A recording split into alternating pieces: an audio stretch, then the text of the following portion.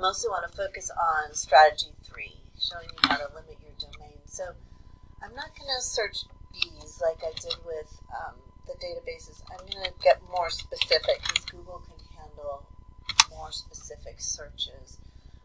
Notice when I just put in bee extinction, I get a ton.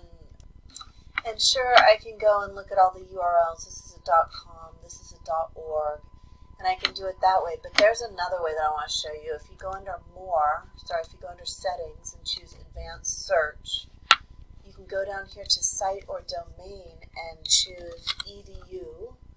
And then I'm going to come back and I'm not going to put them both in. I tried that, doesn't work. I'm just going to choose edu, and it's going to filter my results. I've got way fewer results, of course, too many to investigate, but it's going to be easier for me to pick out a few. So I'm going to go through. I see this title looks good. It was published by Yale.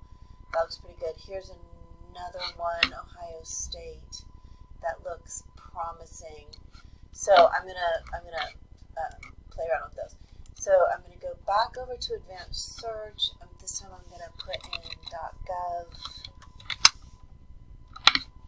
and see what governmental organizations have to say.